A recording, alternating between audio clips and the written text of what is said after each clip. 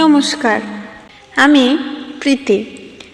তো আমি আপনাদের সাথে একটা আমার পার্সোনাল অনুভূতি শেয়ার করতে চাই। তো প্লিজ পুরো ভিডিওটাকে কন্টিনিউ দেখুন, আশা করছি ভালো লাগবে। ঘটনাটি 2004 সালের। তখনকার পুজোর ছুটিতে আমি আমার ফ্যামিলির সাথে আমার মামা বাড়িতে আসি।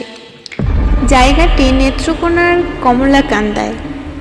তো পুজোর একটা দিনে আমি মামার সাথে সিনেমা দেখে বাড়ি ফিরছিলাম। রাত্রে আনুমানিক 11:30। মামার নোকিয়া ক্লাসিক 11,000 সেট এর টর্চ দিয়ে আমরা বাড়ি ফিরছিলাম। তো হঠাৎ মামার ফোনের চার্জ শেষ হয়ে গেল।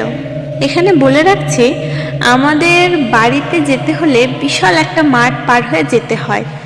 মাঠের পাশেই বিশাল খাল। তো রাস্তা দিয়ে যেতে হলে মাঠ ঘুরে যেতে হয়, মানে দ্বিগুণ খাটুনি। তাই মামাকে বললাম মাঠের মাঝখান দিয়ে যেতে। আমরা ভয়ে ভয়ে মাঠটি পার হতে লাগলাম। মাঠের কোনায় ছিল একটি পরিত্যক্ত কুঁড়ে ঘর।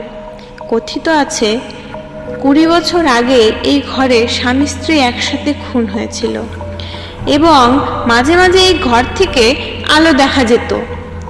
যদিও এই ঘরে কারেন্টের ব্যবস্থা ছিল না। আমরা প্রায় মাঠের শেষের দিকে আসছিলাম, আর সেখানে রয়েছে বড় বড় সুপারি গাছ।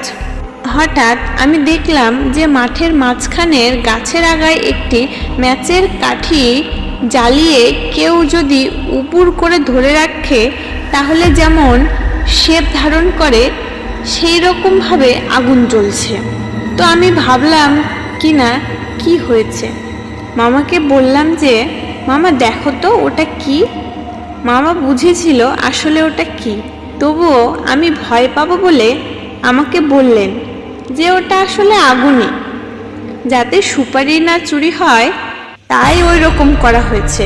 ঠিক মিনিট কয়েক পর কোথা থেকে যেন একটা ঘোমটা পড়া মেয়ে এসে আমাদের সামনে গাছের নিচে বসে কাঁদতে লাগলো।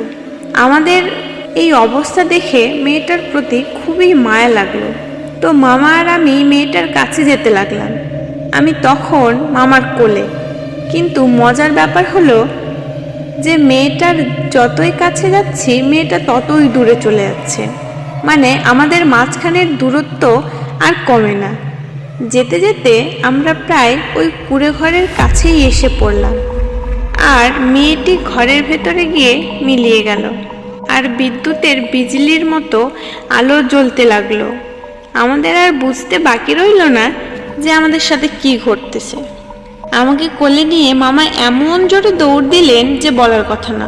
প্রায় 15-20 মিনিট দৌড়ানোর পর আমরা দাদু বাড়িতে এসে পড়লাম। দাদু আমাদের খোঁজে বেরিয়েছিলেন।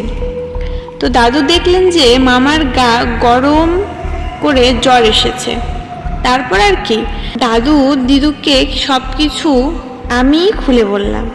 অতঃপর মামাকে লবণ মেশানো গরম জল দিয়ে স্নান করিয়ে কবিরাজ দিয়ে চিকিৎসা করিয়ে ভালো করে তুলল। গত সপ্তাহে মামাকে দেখে এলাম। তিনি কেমন জানি চুপচাপ হয়ে আছেন। আগে সবসময় হাসি খুশি থাকতেন। আমার কাছে এই ঘটনাটির কোনো ব্যাখ্যা নেই।